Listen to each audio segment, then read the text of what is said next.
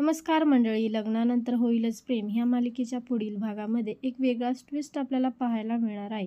तर इथे रम्या गुरुजींना विचारत असते, गुरुजी मला एक गोष्ट सांगा. मला आता असं वाटते की मी आणि पार्थ एकमेकांच्या बाजूला बसलोय आणि पार्थच्या हातामध्ये माझ्या नावाचं मंगळसूत्र आहे.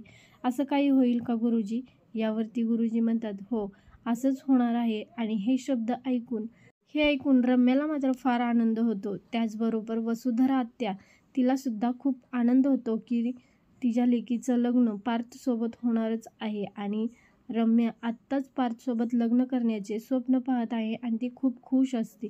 त्यावरती गुरुजी पण असा लावत असतात आणि त्यांना आणखीन काहीतरी सांगायचं असतं. नंदिनी आणि जीवा डिवोर्स पेपर घेऊन ऑफिसमध्ये आलेले असतात. त्याचबरोबर इकडे काव्या आणि पार्थ हे दोघे सुद्धा आलेले असतात. तर तिथे आल्यानंतर वकील जीवा आणि नंदिनीला समजावून सांगतात आणि ते दोघांनाही म्हणतात, तुम्हाला जर डिवोर्स घ्यायचा असेल तर 6 महिने तुम्हाला एकत्र राहावं लागणार आहे.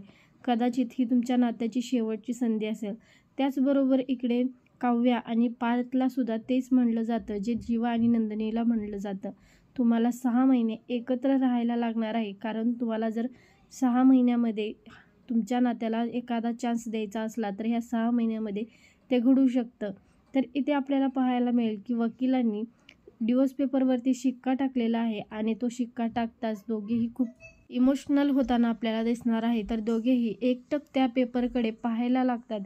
पार्थ आणि काव्या बरोबर सुद्धा तेच घडत आहे जे जीवा आणि नंदिनी सोबत घडत आहे. हा निर्णय चौघांचं आयुष्य बदलू शकेल का आणि चौघांना एकत्र आणू